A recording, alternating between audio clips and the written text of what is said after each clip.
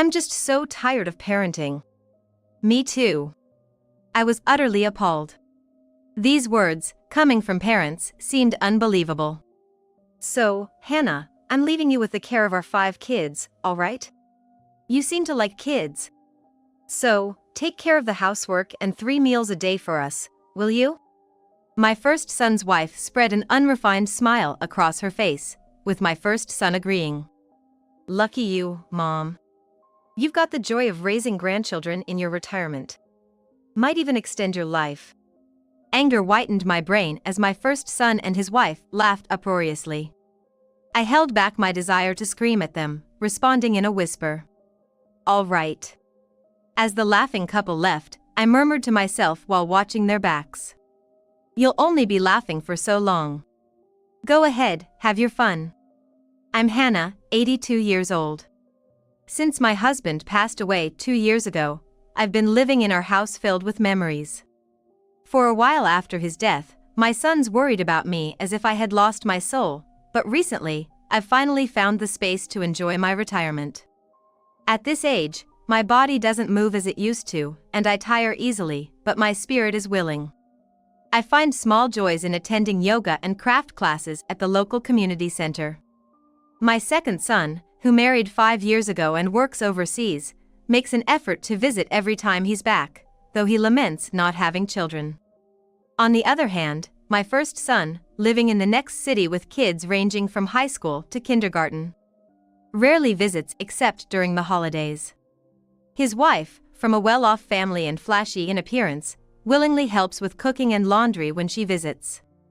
I sometimes wish to see my adorable grandchildren more often, but hearing about troubles arising from living with sons and their wives makes occasional visits seem perhaps for the best. I had hoped to maintain a good relationship with my sons and their wives. However, as if mocking my wish, an incident occurred.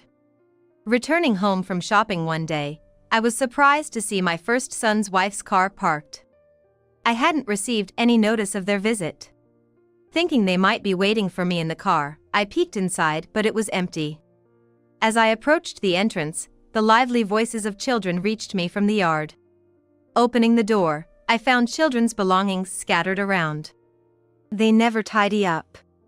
Oh, Grandma, we're here. My 17-year-old granddaughter, walking down the hallway, greeted me and began tidying them. And reached for the bag I was holding. Let me help with that, Grandma. Should I put these in the fridge? Yes. Thank you, Michelle. I was impressed by my granddaughter's efficient help.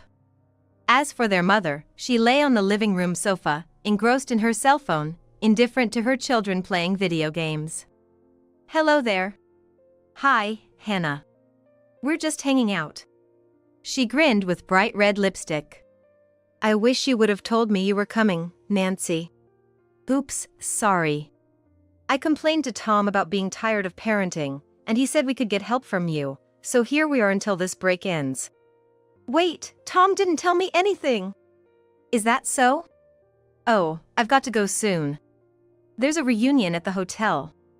Nancy changed into a stylish suit, grabbed her designer bag, and left. Stunned, I turned to find the grandchildren gathering around me like chicks.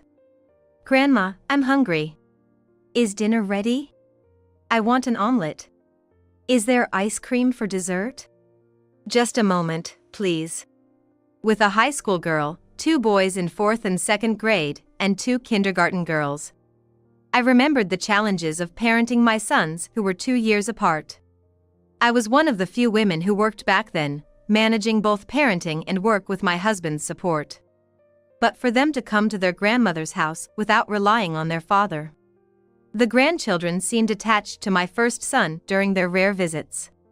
I wondered if he wasn't supportive of parenting. While making omelets with my eldest granddaughter's help, I tried contacting my son. But only received a standard out-of-service or phone turned off message. Michelle, has your dad said anything? She tilted her head. No, not really. Dad leaves for work after I go to school and comes back after I'm asleep. We hardly see each other, do we? Then you wouldn't understand. I wanted to pull my hair out at the suddenness of it all, but if they were going back after the break, it meant a 2-week stay starting today. I figured I could manage that. Even if my first son didn't show up, his wife would take care of the kids, right? How naive I was. That day, as my first son's wife didn't come back for a while, I urged the kids to take their baths and put them to bed in the sleeping arrangements I had prepared. The kindergarten girls listened quietly, but the rowdy elementary school boys were too absorbed in their games, leaving their room a mess. If you took your eyes off them for a second, they'd start play fighting, escalating into real arguments. My eldest granddaughter had to step in for her mother and finally got them to listen. As cute as they were, taking care of them while trying to be mindful was physically and mentally draining for an 82-year-old. That night, just as I was dozing off, the sound of the front door opening woke me up. Looking at the clock, it was 2 a.m. The next morning was as noisy as a picnic day. After feeding them breakfast, the two boys immediately went back to their video games. As I was hanging up laundry for 7, the kindergarten girls started whining about being bored, so my eldest granddaughter played with them. When my first son's wife finally woke up around noon, she immediately demanded lunch upon seeing me. I made pasta in 4 batches for 7 people, and after taking a bite, she grimaced. "This is awful." Ignoring my shocked look, she surveyed the grandchildren at the table. "Don't you guys think so? Last night's dinner was bad, wasn't it? The egg was broken. The sauce was different from what they have at the diner. Now that you mention it, it did taste bland. I couldn't drink the vegetable soup." "Mom, stop it! Grandma, it was delicious." The granddaughter tried to cover, but the little one's comments stung. I was sure the omelet's egg did break, but I was confident in my seasoning for both the vegetable soup and yakisoba. Seems I couldn't match everyone's taste. I'm sorry. My first son's wife snorted at my apology. "But you guys, you'll have to endure it even if it's bad. You're living off Grandma's cooking from now on." "Okay, Mom." "What? Nancy, you're cooking too, right?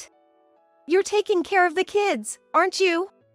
When I asked in surprise, my first son's wife brushed it off nonchalantly. "Impossible.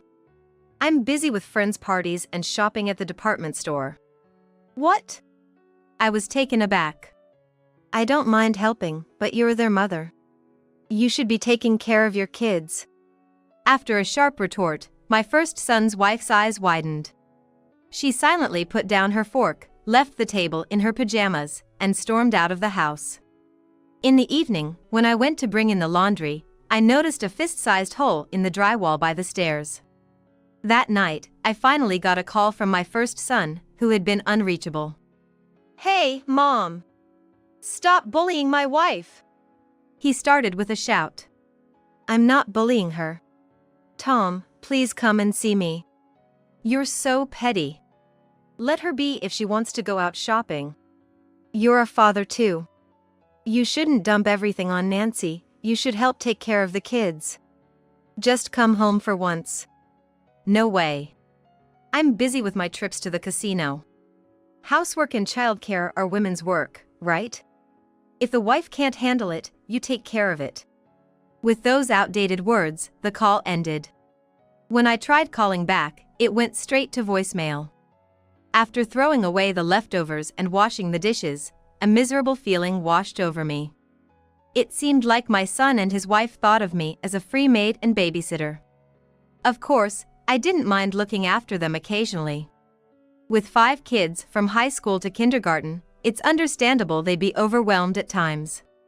But basic manners are necessary. It felt absurd to be suddenly burdened with childcare, criticized for the meals I provided, and then told she was too busy to help. What worried me most was my eldest granddaughter, who had been supporting me in place of her mother. Once the younger kids were asleep, I called the high school granddaughter to the kitchen. "Michelle, thank you for always helping." It was still chilly in late March, especially at night. When I offered my pajama-clad granddaughter a mug of hot milk, she gratefully accepted it and gently blew on it before taking a sip. "Michelle, you're really good with household chores, aren't you?" "Really? Do you think so? Her smile made my heart ache as I decided to address the concern I had been harboring. Have you been taking care of things in place of your mom? Her face fell instantly. And she nodded slightly, looking down. Well, Mom's hardly ever home, and Dad's always busy with golf and socializing. I have to look after my brother and sister and do the chores, or our home just wouldn't function. After a moment of contemplation, she hesitantly murmured, Actually, there's something I've been wanting to talk to you about. What is it? That night, my granddaughter and I talked until late. The next day, after asking my eldest granddaughter to watch the house, I went out on my bike to shop for groceries. Returning home, I was momentarily relieved to see my first son's car in the driveway. However, my confusion grew as I noticed a moving truck parked on the street. As I opened the door, puzzled, two movers in blue uniforms were navigating a chest of drawers up our narrow staircase. My bag dropped to the ground with a thud as I stared in disbelief. Mom, you're back. My first son called out from the end of the hallway, looking up the stairs. These old houses lack closets and have such steep stairs, huh? Well, yeah. But it's spacious, which is nice. Our family home got renovated into a 3-story building with an elevator, and we lost the yard. In a high-end neighborhood, that's plenty enough. Hey! I interjected, somewhat amused by the couple's casual banter. What's going on here? Huh? Why are your things being moved into my house? Well, you told us to come back. My son replied nonchalantly. So, here we are. Got laid off from my job, so it worked out perfectly. Wait, not like that. You got laid off? Yeah, it's convenient being close to the station and easy to get to the downtown area. His wife chimed in dreamily, clasping her hands together. Right? The arcades are close by, too. Can stay out late and still save on taxi fares. Hold on, this isn't what we agreed on. You were supposed to go back to your place after spring break, right? I questioned my son, who just grinned sheepishly. That's impossible. Got evicted for not paying rent, so we've got nowhere to go. Yeah, and since you've got extra rooms, it's perfect. His wife added, without a hint of embarrassment. This is unacceptable. Find an apartment or something and move out, okay? I demanded, confronting them sternly, to which my daughter-in-law just shrugged. I'm just so tired of parenting. Me too. My son agreed, making me swallow my words as his wife flipped her hair, uttering that shocking statement. Kids are loud and messy. Just being in the same space, hearing their voices, or seeing their faces gets on my nerves. Someone who's got nothing better to do should take care of them. They never listen. It's so tiring to take care of them. The couple complained, distorting their faces in disgust. I was utterly appalled by their attitude. These words, coming from parents, were inconceivable. So, Mom, we're leaving the care of our 5 kids to you. You like kids, right? My daughter-in-law sneered at me. So, you'll take care of the housework and 3 meals a day for us. Lucky you, Mom.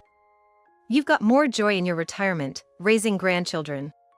Might even extend your life. Give me a break. I retorted, my head spinning with anger. I held back the urge to scream at them, replying in a whisper. All right. As the couple left with a burst of laughter, I murmured to myself, watching their backs. You'll only be laughing for so long. Go ahead, have your fun. They might think of me as an idle old lady, but my current leisure is a reward for years of hard work and parenting. As I enter the latter half of my life, why shouldn't I relax a bit? It irks me. After venting to my second son via message, he immediately called, and I took the opportunity to consult with him. A few days later, on an afternoon when the prolonged rain had finally stopped, the screams of my first son and his wife echoed through the area. Mom, you're causing a disturbance in the neighborhood. My eldest granddaughter scolded, opening a window that looked out to the garden. My daughter-in-law collapsed in front of the mud-covered furniture, tears welling up in her eyes. All the furniture, from the chest to the shelf and clothes rack, is covered in mud. Hey, Mom, what the hell are you doing? Throwing our furniture out into the garden like that. My son's face turned red with anger as he glared at me. Well, it was you two who moved in without asking. Have you ever listened to my opinion even once? I retorted, looking down at the garden, and they were momentarily speechless. Besides, all you do is complain. Dumping the care of the grandchildren on me. It helps that your eldest daughter, Michelle, takes care of the little ones, but even just meals, laundry, and cleaning are incredibly tiring. How about you two start taking some parental responsibility? Shut up, old lady! My son cursed rudely. I don't want to hear any lectures at my age. Just quietly take care of the grandkids without complaining. That's right. We're giving you quality time with your adorable grandchildren, so why complain? Besides, you don't appreciate your daughter-in-law enough for giving birth to 5 grandkids. You should be giving us more money. My daughter-in-law ranted, with my son nodding in agreement. Yeah, it's lively and fun every day, right? We're giving a lonely old person living alone a taste of happy times. Plus, you get to experience life in a big family. This is filial piety. My headache intensified, so I closed my eyes and pressed my forehead. Were they seriously making these arguments? It's like forced kindness. I told myself to stay calm and tried to reason with them. I was living peacefully, enjoying my hobbies, and you two ruined that. You bring the kids over without asking, dump them on me, and go off to enjoy yourselves. And then you talk about filial piety. I sighed deeply and crossed my arms. If it was just for a few days, fine, but if you're staying long-term, I'm going to start charging for utilities and food. It suddenly increased 8-fold. What? You're loaded, and you're going to charge us, who are out of work, for living expenses. How greedy! The richer they are, the stingier, huh? I don't want to end up like that when I'm old. Say what you will. Oh, why not ask Nancy's parents for help? They're wealthier than us. I suggested with a hint of sarcasm, and my daughter-in-law snapped back. As if I could tell my dad that my husband's unemployed. He'd disown me. Then it seemed logical for my son to start job hunting, but there was no sign of that. He was too busy with his daily visits to the pachinko parlor. My daughter-in-law had no intention of working either, spending her days shopping for high-end items and depleting their savings. Once their savings were gone, they'd likely turn to me. But I had no intention of allowing that. Nancy's father is strict, huh? Typical of a CEO. Exactly. Then showing him this photo would surely get Nancy disowned, right? My daughter-in-law, who had been wiping the wet furniture with a towel, looked over at me. As I fiddled with my phone, my son approached with a puzzled look and peeked at the screen. His expression turned from shock to anger. Nancy? What? Have you been cheating on me? My daughter-in-law froze. Dropping the towel, she rushed over to see the image on my phone, turning pale. How did you find out? Michelle saw you walking arm in arm with your affair partner after school, followed you, and saw you both enter a condo together. She thought that was proof enough. Michelle! Why didn't you keep quiet? It's wrong to blame your daughter. The results from the detective I hired the other day are here. I showed my son images of them entering a hotel together, his face growing increasingly stern. Suddenly, my daughter-in-law snatched my phone and stomped on it, shattering the screen. It's pointless to do that. The data is backed up elsewhere. I told my daughter-in-law calmly, causing her to make a frustrated face. Make sure you compensate for the phone later. Good thing I contacted my former colleague early on. Huh? What are you talking about? My attempt to grab my collar was interrupted by a group of men in polo shirts who had just walked into the yard, tapping her on the shoulder, causing her to turn around in confusion. That's enough, they said, showing their police badges all at once, which took my daughter-in-law by surprise. Huh? Next to the bewildered daughter-in-law, my son covered his mouth with his hand, turning pale. Please don't cause any trouble. We're quite busy as it is," said an older man, giving me a wry smile. The trouble wasn't caused by me but by my son and his wife. Complaint to them. Okay. Long time no see, Tom. Hello, he responded, clearly overwhelmed by their authoritative presence and sharp gaze, while his wife glared at him from the side. Tom, you know them? They're my mom's former colleagues. Huh, she said, looking at me with a face full of shock. As I told you, you'll be charged with trespassing and your wife with property damage. Huh? Why? Just because we brought the kids over to Grandma's? Be quiet, I snapped, and she flinched, closing her mouth. Anyone who enters or refuses to leave a dwelling, building, or vessel without a valid reason or upon request faces sending to prison or a fine. Fits the bill, doesn't it? I pressed on. Anyone who damages or injures another person's property faces being in prison or a fine. This applies to you too, Nancy. All this for that. Suing a family is ridiculous, isn't it? She argued, her face contorted in disbelief. It seems you're not aware, my dear, so let me enlighten you. Even family members can sue each other. Tom seems to understand. Tom had been silent, his face drawn and shaking. Wait, you can get arrested for that? We haven't issued an arrest warrant yet. This is a voluntary appearance. So, I can refuse, right? You can, but if there's a risk of flight or evidence tampering, we'll switch to arrest. I explained, watching her face fall from hope to dismay. Tom had already resigned himself to the situation, slumping in defeat. Well, you threw our furniture out into the garden too. I'll sue you for that later. Be my guest. I'll compensate you. It'll be covered by the food and utility bills for the time you've stayed here, plus the settlement for property damage and trespassing. I spoke matter-of-factly, and she fell silent, biting back her frustration. Let's have a chat at the station, shall we? The officers, indifferent to their plight, led my former subordinates and the young detective to their car. I asked another detective to check the damaged wall, guiding him to the scene. He took photos, noted the situation, and returned to the car.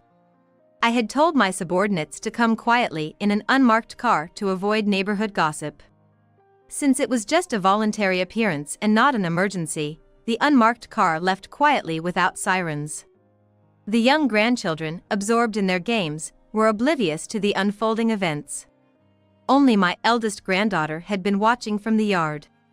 I'm sorry, Michelle. She shook her head in response. Grandma, you arranged for a voluntary appearance instead of an arrest to think of us, even though my parents caused so much trouble. I'm sorry, and thank you. There's no need for you to apologize, Michelle. I reassured her with a smile, patting her back gently. It's okay. I did it to teach them a lesson.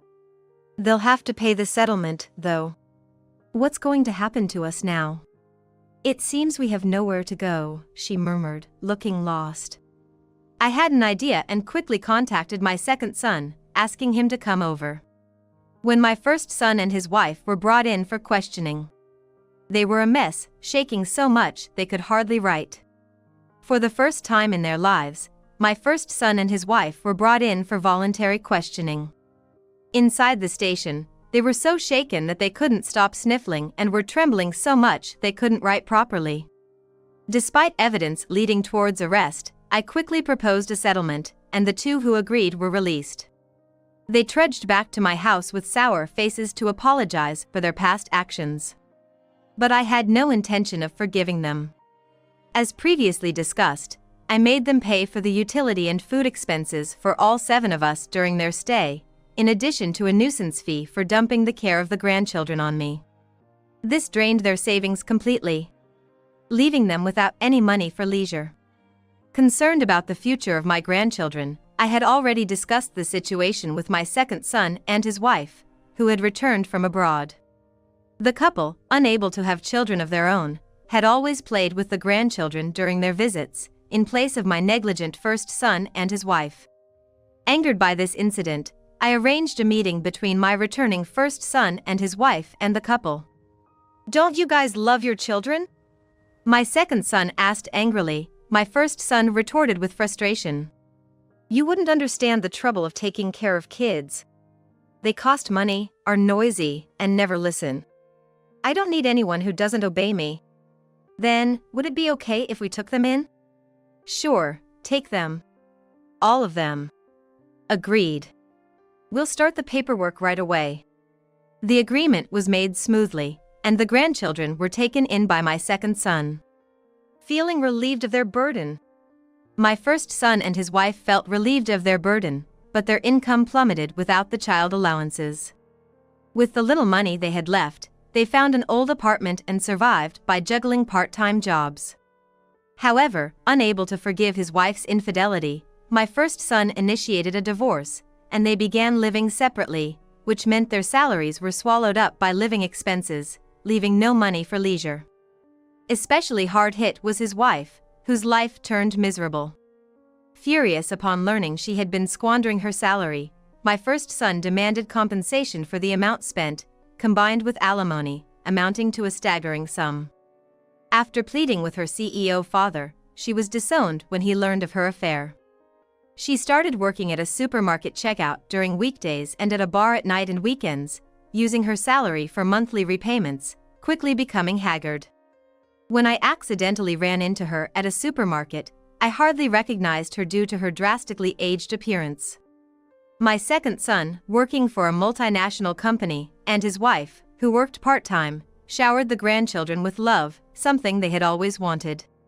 The children, who had always been attached to their uncle, thrived under the care of my kind second son and his capable wife.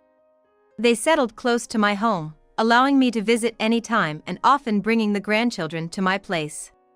The boys, who used to fight constantly, calmed down, and the kindergarten girls started playing together nicely. Most importantly, the 17-year-old granddaughter, who had been acting as a mother, regained her youthful vitality. She runs up to me happily during our visits. "Grandma! Look, isn't this cute?" She'd show me silly selfies with her friends, and stylish pancakes they had at cafes, all from her phone. Seeing the carefree behavior of a modern high school student, I felt a wave of relief. My second son and his wife plan to formally adopt the children once they're a bit older. I've blocked my first son and his wife's contacts, freeing myself from their constant begging for money. Watching my grandchildren play games and laugh, I deeply felt the desire to maintain a good, long-lasting relationship with my second son and his wife from a healthy distance.